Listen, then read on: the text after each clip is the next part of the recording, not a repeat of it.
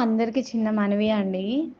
అసలు అడ్మిన్స్ ఏదో చేస్తారని అందరూ సైలెంట్‌గా ఉంటున్నారు కానీ, అడ్మిన్స్ అయితే పర్సనల్‌గా వాళ్ళ కోసం వాళ్ళేదైనా వేసుకుంటారే తప్ప, అందరి కోసం వాళ్ళు వేసిన సమస్యలు వాళ్ళవి కాదు కదా! ఇప్పుడు నార్మలైజేషన్ మీద వాళ్ళు వేస్తారు. అంతకు మించి మిగతా వేటిల్లో వాళ్ళకి అర్హత లేదు. సెకండ్ 45 డేస్ చాలవని కనీసం ఇంకో 10, 15 రోజులు అంటే ఒక 60 రోజులొచ్చినా బాగుండు అని జెప్పేసి మనం ధర్నాలు చేసాం, వినతి పత్రాలిచ్చాం. అయినా ఎవరు కూడా మనల్ని పట్టించుకోలేదు. కానీ ప్రభుత్వము ఒక్క యోగా డే అని జెప్పేసి దాని అమాంతంగా ఎస్‌జిటిని దగ్గరగా 3 వారాలకు పెంచడం జరిగింది పరీక్షా సమయము. మరి ఎస్‌జిటి 13థ్ రాసిన వారి పరిస్థితేంటి? వాళ్ళెందుకని సైలెంట్‌గా ఉన్నారు? మీరు పోరాడలేకపోతున్నారా? లేకపోతే మాకేం చేత గాదు, మేమేం చేయలేమనుకుంటున్నారా? అంటే మీ దృష్టిలో మీకు మీరు. మరి ఏమనుకుంటున్నారసలు చెప్పండి? ఎవరు ముందుకు రాట్లేదు. అడ్మిన్స్ అయితే అండి పర్సనల్‌గా వాళ్ళ కోసం వాళ్ళు వేసుకుంటారు. తర్వాత విషయం వచ్చేసి ఈ 13థ్‌న ఎగ్జామ్ రాసిన వాళ్ళు ఖచ్చితంగా పోరాడితేనే మీ జీవితాలు బావుంటాయి. ఒకప్పుడు 10 రోజులు పెంచండి సార్, ఒక 60 డేస్ అన్నాను వెంటపడ్డాం అక్కడ. అది జరగలేదు. కానీ అమాంతంగా ఎస్‌జిటికి ఒక షిఫ్ట్‌కి ఇంకో షిఫ్ట్‌కి 3 వారాల వ్యవధి అనేదొచ్చింది. కాబట్టి ఎస్‌జిటికి సంబంధించిన 13థ్‌న రాసిన వాళ్ళు భయపడకుండా బయటికి వచ్చి ఇంకొకటి మీరేదైనా కేసులు వేసినా ఆ పేర్లనేవి బయటికి రావు. సరేనా?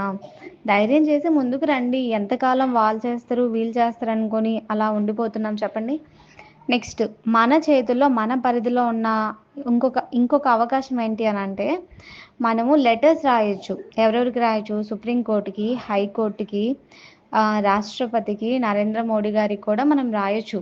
మనకి ప్లస్ పాయింట్ ఏంటంటే, మామూలుగా సీనియర్ మోస్ట్ ఫ్యాకల్టీ ఉంటుంది గదా మనకి లాయర్‌లలో. ఈ సీనియర్ మోస్ట్ లాయర్‌ల నుంచి కొంతమంది నుంచి మనకొచ్చిన సమాచారం ఏంటంటే, మీరు లెటర్స్ కూడా రాయొచ్చు కదమ్మా! మీ చేతిలో పని. బస్తాలు హైకోర్ట్‌కి, సుప్రీం కోర్ట్‌కొస్తే మీ సమస్య అనేది ఇంకా విపరీతంగా తెలిసిపోతుంది గదా! అన్న ఒక చిన్న సజెషన్ అనమాట. మనం అది కూడా చేయట్లేదండి. ఇప్పుడు ఎగ్జామ్ ఈ రోజు వరకు అయిపోయిన వాళ్ళంతా ఖాళీయే గదా! చక్కగా ఇప్పుడు ఎగ్జామ్ ఉంటే ఓకే. లేని వాళ్ళు లెటర్స్ రాయొచ్చు కదా! పోతే పోయిందండి. మీరింతే పోరాడారు. ఒక 100 పెట్టేసి, ఆ కవర్లు, స్టాంపులు అవన్నీ తెచ్చేసి పంపించేస్తే సరిపోతుంది కదా! ఇప్పుడు మనం అంటే ఏమంటారు? ఎవరి ఆస్తి మనకివ్వమని మనం ఫైట్ చేయట్లేదు. మన హక్కుల కోసం మనం పోరాడుతున్నాం. ఇప్పుడు ప్రజాస్వామ్య దేశం అని చెప్తున్నప్పుడు, అందులో మనం కూడా ఒక భాగమే గదా! అలాంటప్పుడు మనల్ని ఎట్లా తోసిపుచ్చుతారు వాళ్ళు? ఇంకొకటేంటంటే, ఎట్టి పరిస్థితిలో ఎస్‌జిటికి మాత్రం చాలా అన్యాయం జరుగుతుంది. వాళ్ళు హెవీగా నష్టపోతారు. ఇప్పుడు స్కూల్ అసిస్టెంట్స్ వీళ్ళకి కూడా నార్మలైజేషన్ ఉంది. కానీ 2 షిఫ్టుల్లో జరుగుతుంది. లక్ బాగుంటే ఆళ్ళు ఎట్లయినా సరిపోద్ది. కానీ మన మన ప్రెజెంట్ సిట్యుయేషన్ ఏంటంటే, ఎలాగైనా సరే ఏదో ఒకటి చేసి మనం దీన్ని ఆపుకోవడం. కాబట్టి ఇది అందరు కలిస్తేనే, కలిసికట్టుగా ఉంటేనే మన పని సాధ్యమవుతుంది. లేదంటే దీన్నెవరు ఆపలేరు. ఇంకొకటి ఇందాక పక్క గ్రూప్‌లో ఒక అమ్మాయి క్వెషన్ చేసింది. ఎగ్జామ్స్‌కి ముందు మనకి రెస్పాండ్ అవ్వలేదు. ఇప్పుడు అవుతారా అని.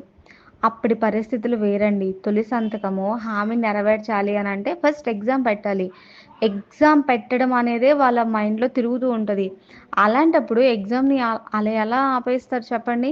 కాబట్టి మనము ప్రజాస్వామ్య దేశంలోనే ఉంటున్నాం కాబట్టి మనం ప్రశ్నించొచ్చు, పోరాడొచ్చు, అవసరమైతే యుద్ధాలు కూడా చేయొచ్చు. కాబట్టి ప్రతి ఒక్కరు కూడా అన్యాయం జరిగిన ప్రతి వ్యక్తి కూడా ముందుకు రావాలి. నిజం చెప్తున్నానండి. కష్టము మాకొచ్చింది. అంటే నార్మలైజేషన్ వల్ల సఫర్ అవుతున్నాం కాబట్టి మేము పర్సనల్‌గా మా కోసం వేసుకుంటాం. మరి మీకోసం ఎవరేస్తారు? మీరు రావాలి. మీరు రావాలి. మీరొస్తేనే ఇంకొకటి మీకేమన్నా నష్టం జరుగుద్దని భయపడుతున్నారా ఏంటి?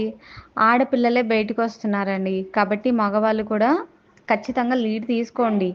మీ లైఫ్ బాగుండాలి, మీ కుటుంబాలు బావుండాలి, మీ పిల్లలు బాగుండాలి అని అనుకుంటే ముందుకొచ్చేసేయండి. ఫైనల్‌గా చెప్పొచ్చేది ఏంటంటే అండి, డీఎస్సీలో ఇన్ని పోస్టులతో ఇదే చివర అవుద్దేమో. తర్వాత వస్తుందో, రాదో కూడా మనకు తెలీదు.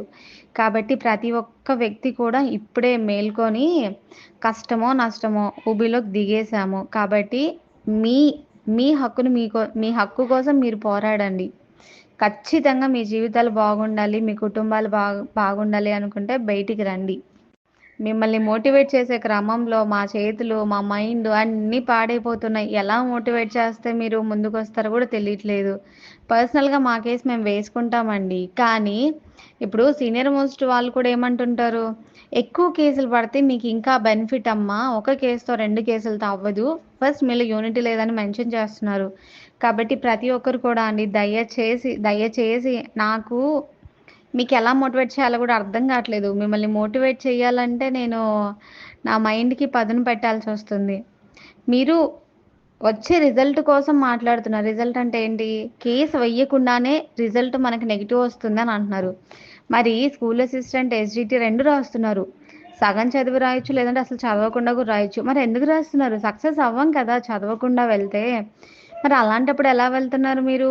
ఎగ్జామ్ రాసొచ్చి రిజల్ట్ కోసం ఎలా వెయిట్ చేస్తున్నారు? సేమ్ ఇది కూడా అలాగే అండి. ఇదొక పార్ట్ ఆఫ్ లైఫ్ అంతే. మనం పోరాడడం అయితే చెయ్యాలి చివరిదాకా. ప్రతి ఒక్కరు